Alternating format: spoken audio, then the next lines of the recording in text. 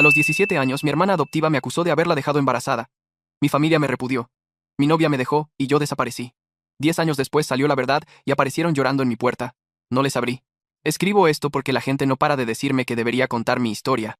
Dicen que podría ayudar a alguien que esté pasando por algo parecido. No sé si será verdad, pero allá va. Me llamo Alejandro Rivera.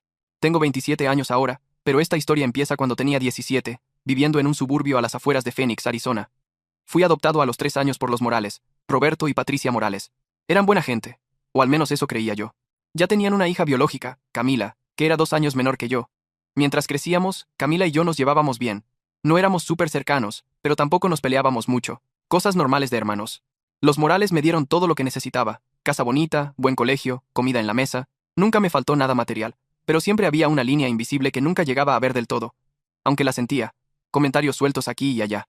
Deberías estar agradecido. Nosotros te elegimos. Cosas así. Mis padres nunca lo decían con mala intención, pero esas palabras se me pegaban como alquitrán. Camila era la niña de oro. Notas perfectas, capitana del equipo de voleibol, popular, guapa. Yo era normalito, aprobados y algún suspenso. Jugaba baloncesto, tenía un grupito pequeño de amigos. También tenía novia. Valeria Guzmán. Llevábamos saliendo unos 8 meses cuando todo se derrumbó. Era mi primera relación de verdad y creía que la quería. Joder. Seguro que la quería con esa intensidad que solo tienen los adolescentes. Todo cambió en marzo de mi penúltimo año.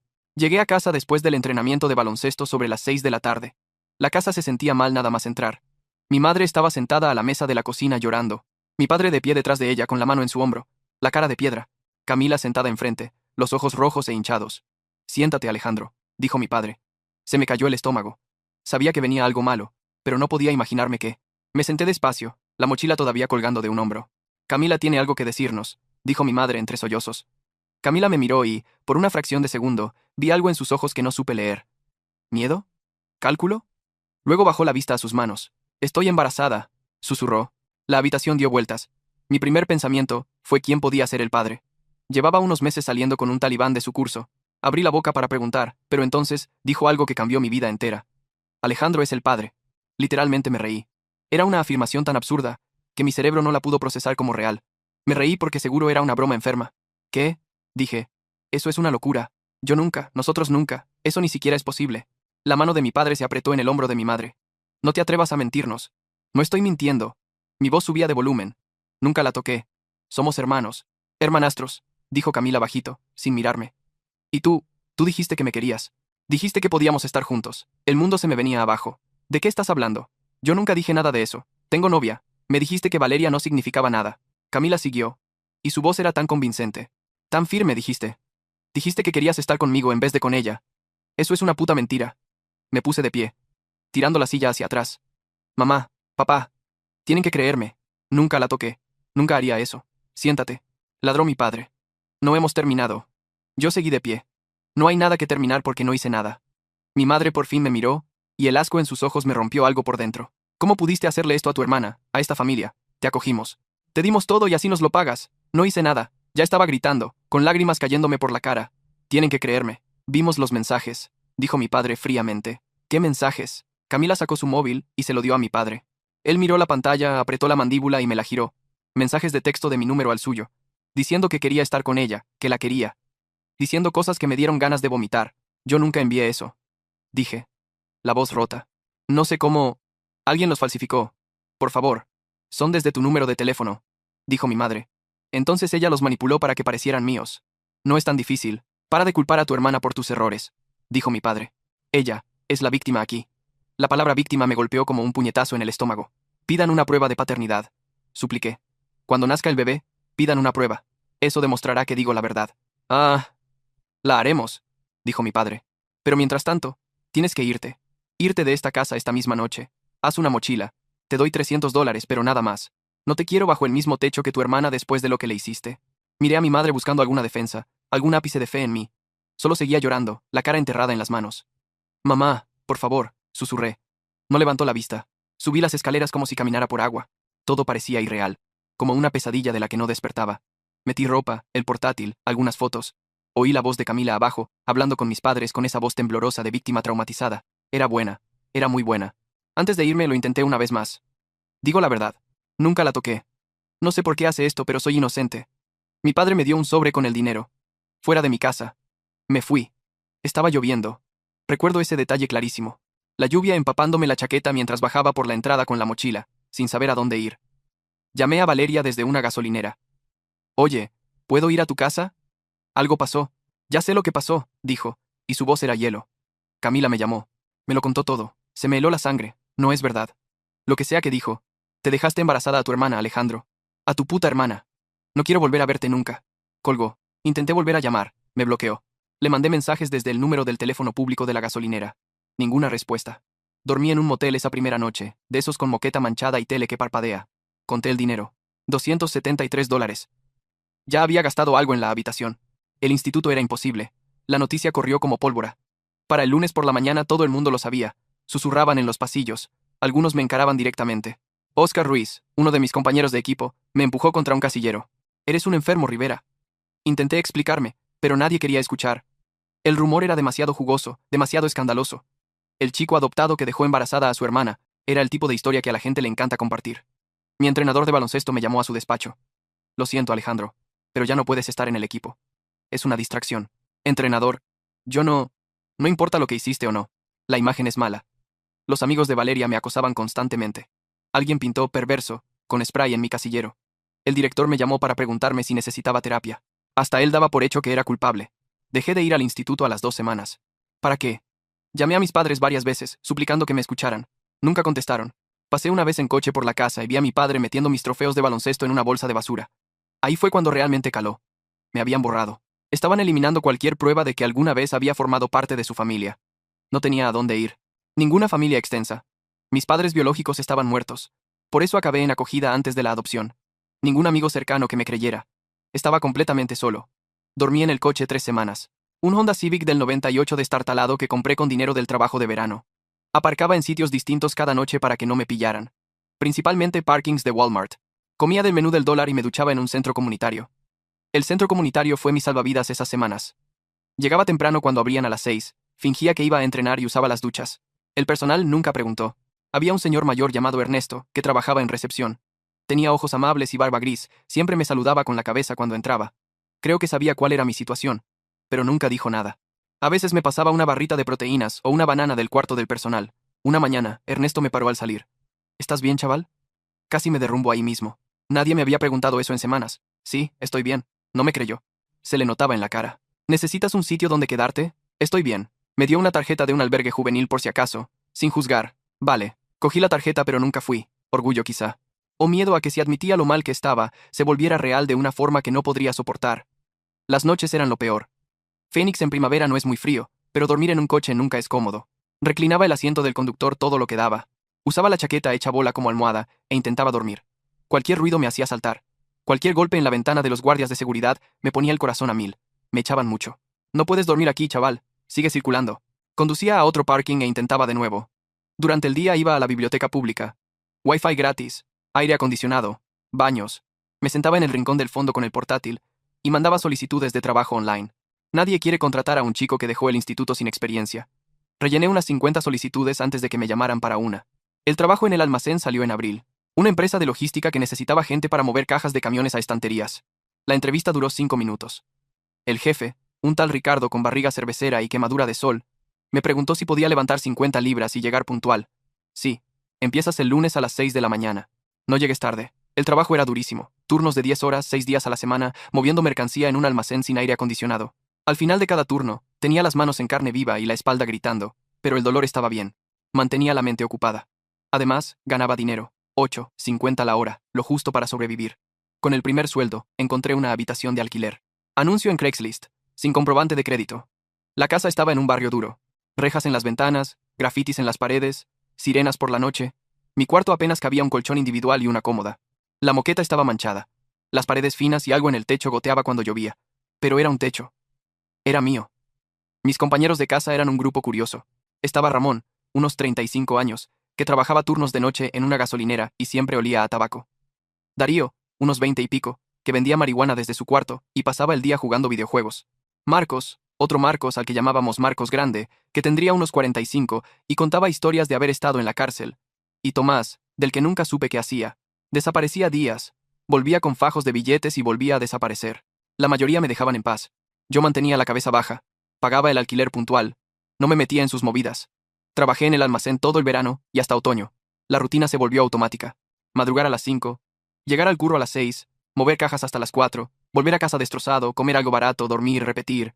El cuerpo se adaptó. Me puse más fuerte, más delgado. Las manos se me llenaron de callos. Dejé de notar el dolor constante en los músculos, pero la cabeza nunca paraba.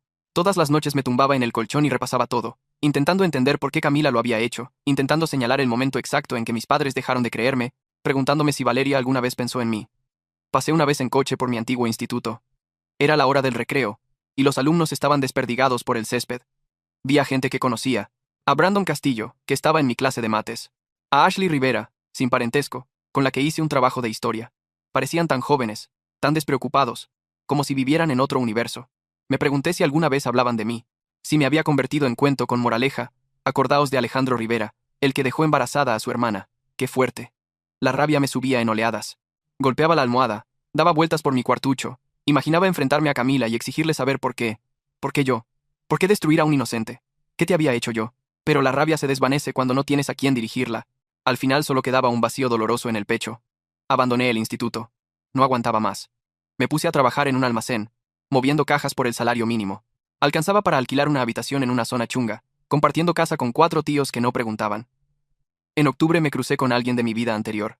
Estaba en el supermercado comprando ramen y huevos cuando oí una voz conocida detrás de mí. Alejandro. Me giré. Era la señora Pérez, mi antigua profesora de lengua. Siempre había sido amable conmigo, animaba mi escritura. Dios mío, Alejandro. ¿Dónde te habías metido? Desapareciste. Por un momento no pude hablar. Ver a alguien delante hizo que todo volviera a doler.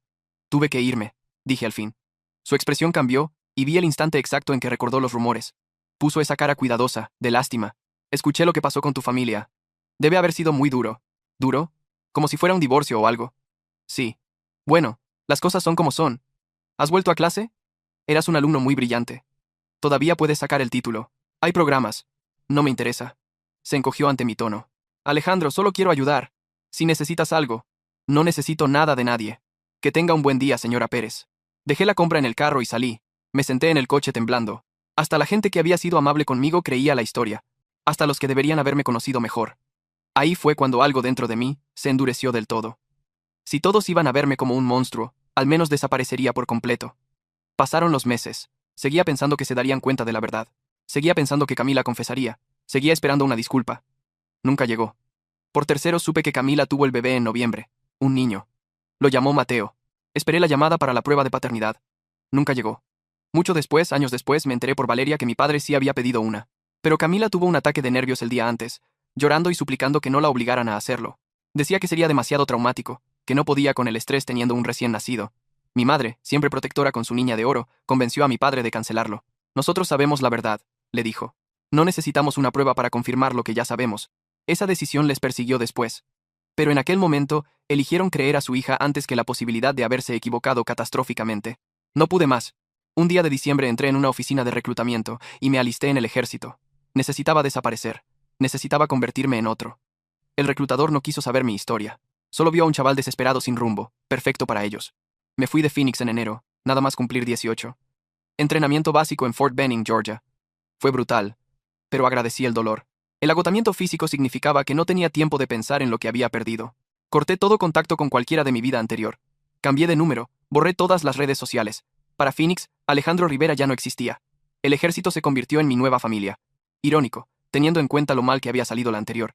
Serví 4 años, hice una misión en Afganistán, ascendí a especialista. La estructura ayudó. Seguir órdenes significaba que no tenía que tomar decisiones. Estar rodeado de gente que no sabía nada de mi pasado, significaba que podía reinventarme. Me destinaron a Afganistán con 20 años, a los 2 años de servicio. Nuestra unidad estaba en una base operativa avanzada en la provincia de Kandahar, haciendo seguridad de convoyes y creando relaciones con aldeas locales. La primera vez que nos dispararon pensé que me quedaría paralizado.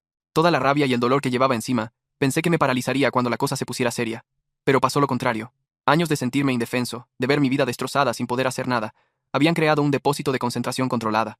Cuando empezaron los disparos me quedé frío y calmado. Mi jefe de escuadra, el sargento primero Vargas, lo notó. Rivera, mantienes la calma bajo presión. Buena cualidad aquí fuera.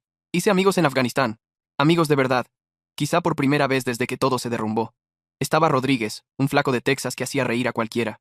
Park, un tío callado de Seattle que se alistó por la misma razón que yo. No tenía a dónde ir. y Jenkins, que parecía un armario.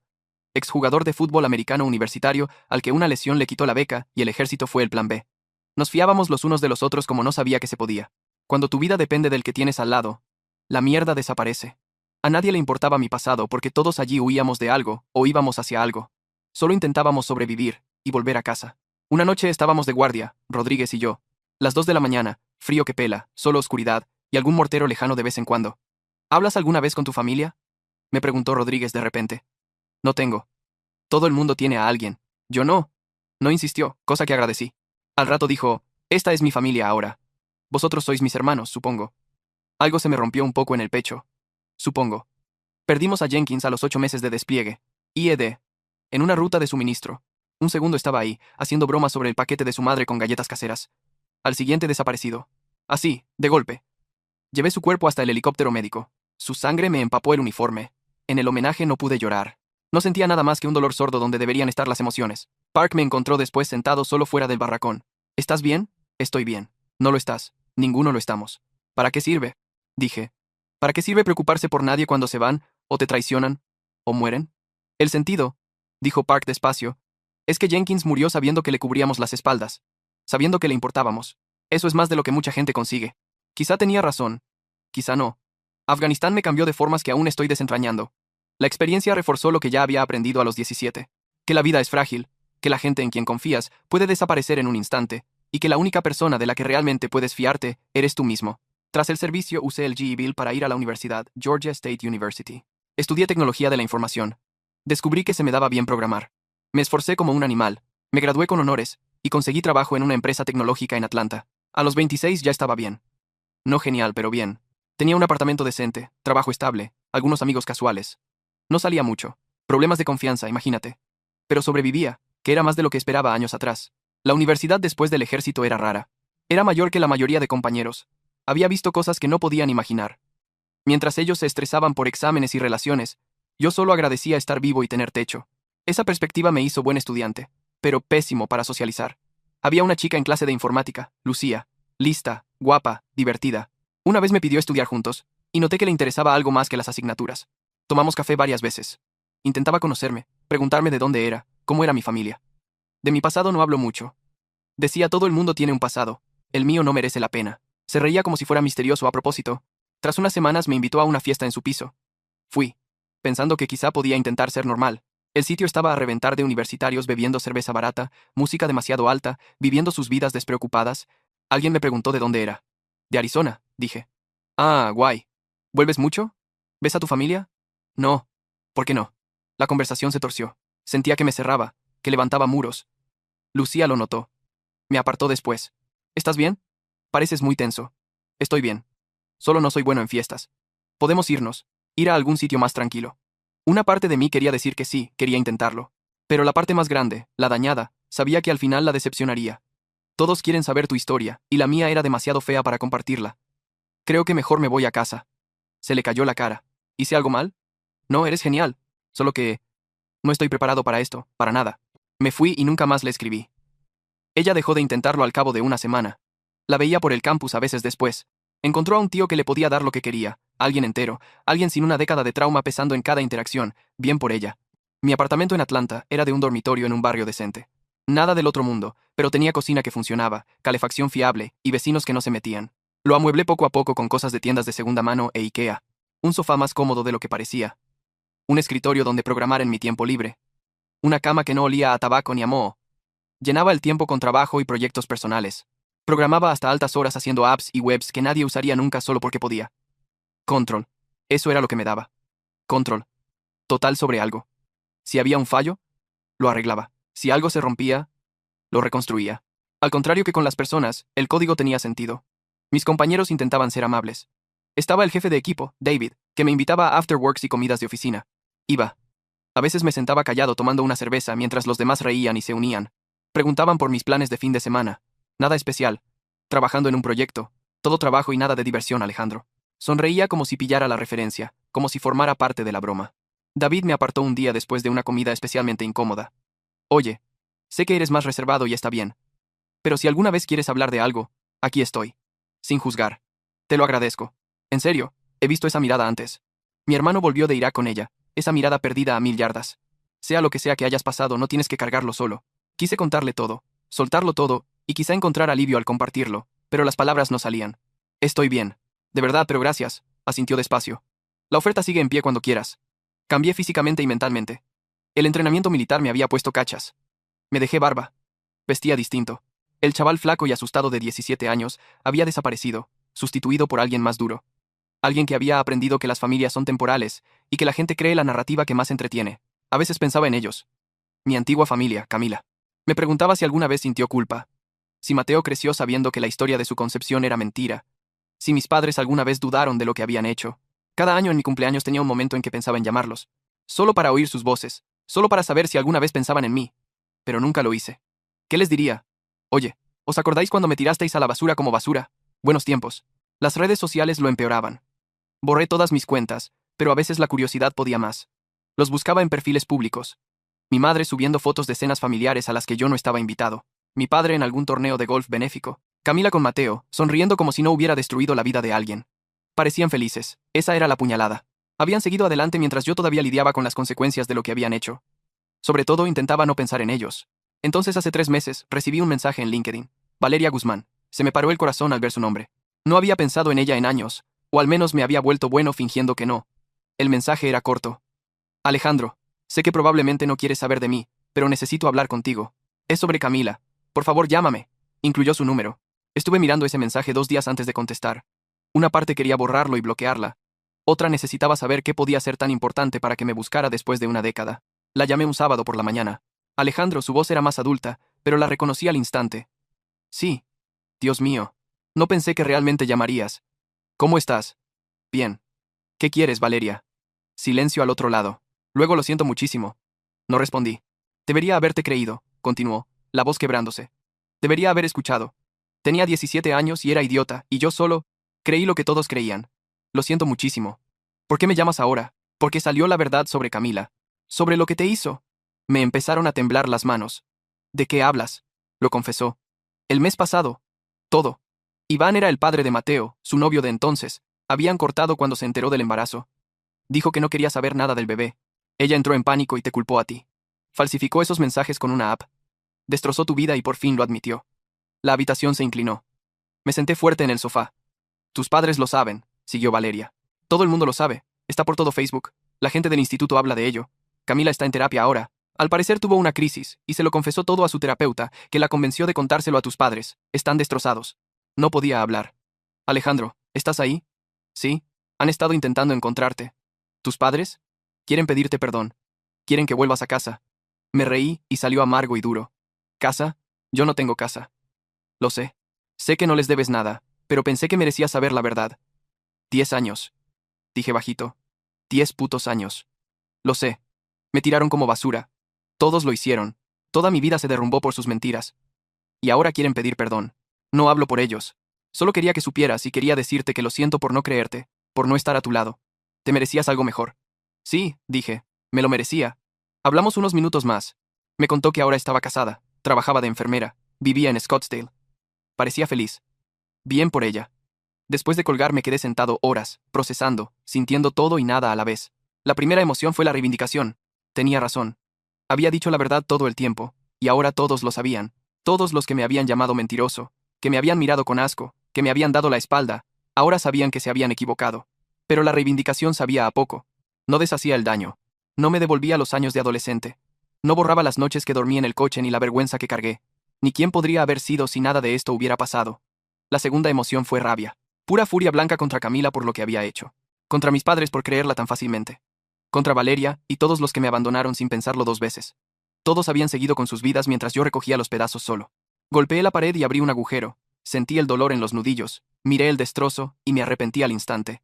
Tendría que arreglarlo antes de que lo viera el casero, pero en ese momento me dio igual. Necesitaba golpear algo. La tercera emoción fue duelo. Por el Alejandro Rivera que existía antes de todo esto, el chaval que confiaba en la gente, que creía que familia significaba algo, que pensaba que el mundo era fundamentalmente justo.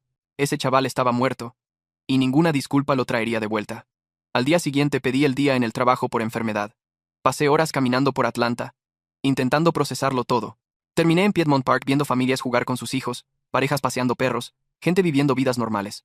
Un padre jugaba a lanzar una pelota de fútbol americano con su hijo, de unos 8 o 9 años. El niño falló un pase y la pelota rodó cerca de mi banco. La recogí, se la devolví. Gracias, señor. El padre vino trotando.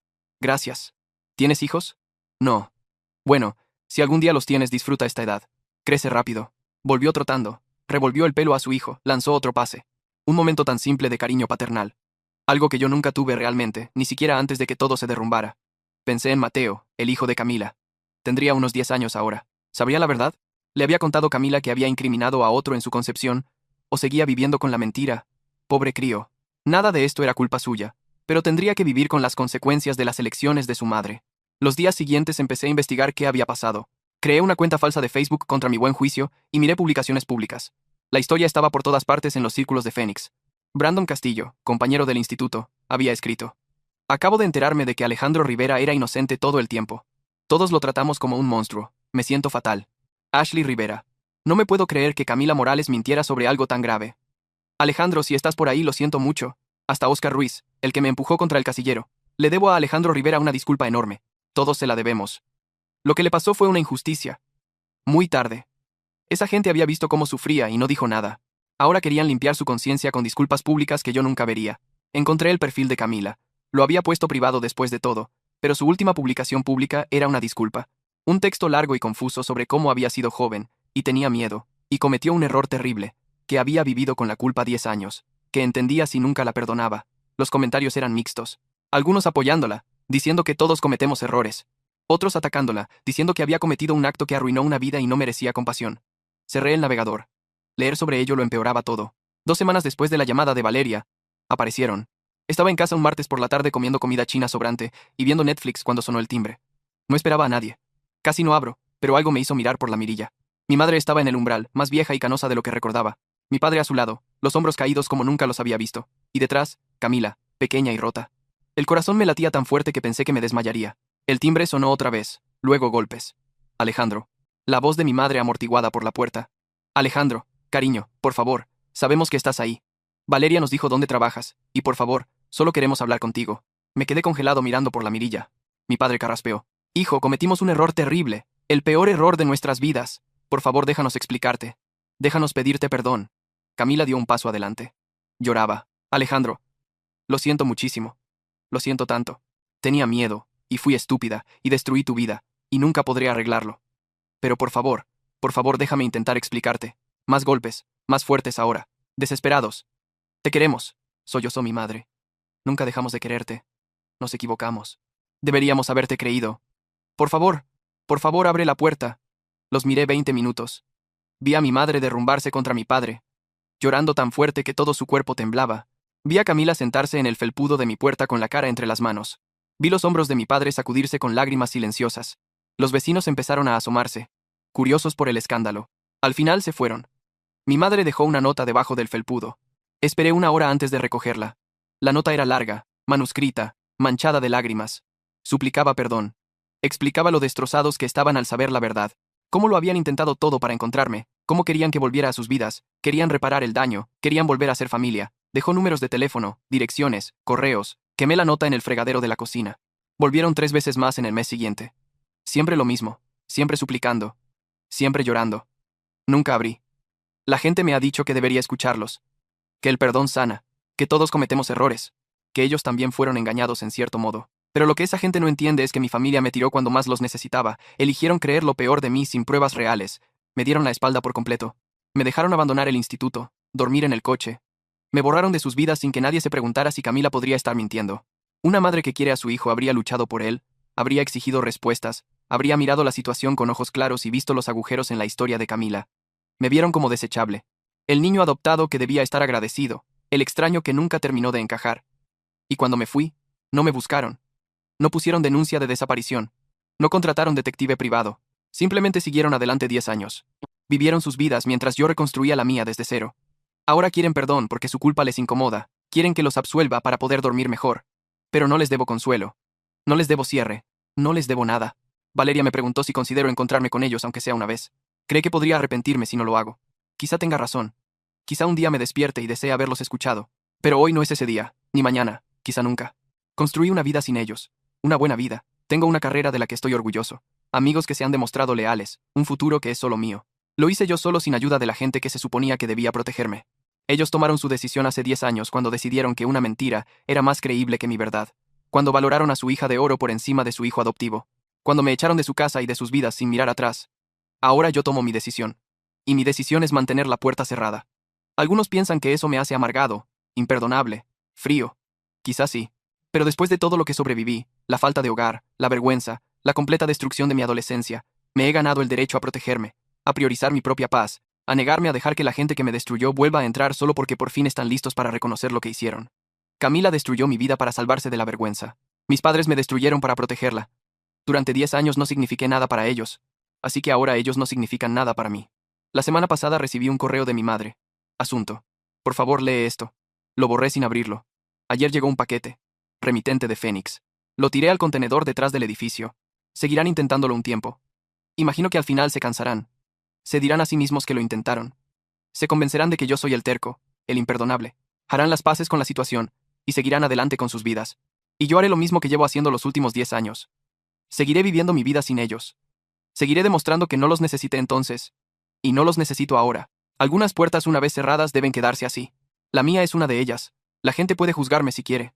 Pueden pensar que estoy equivocado por no darles oportunidad de disculparse, pero esa gente no durmió en su coche a los 17. No vio cómo su mundo entero se derrumbaba por la mentira de otro. No pasó una década reconstruyéndose desde cero absoluto. Yo sí. Y si algo aprendí de esa experiencia es que soy más fuerte solo que nunca lo fui como parte de una familia que nunca me aceptó del todo. Así que no abrí la puerta. No abriré la próxima vez que vengan. No leeré las cartas ni los correos, ni escucharé los buzones de voz, porque ya recibí la única disculpa que importa. Me perdoné a mí mismo por creer, aunque fuera un segundo, que algo de todo aquello era culpa mía. El resto que viva con lo que hizo. Yo ya lo estoy haciendo.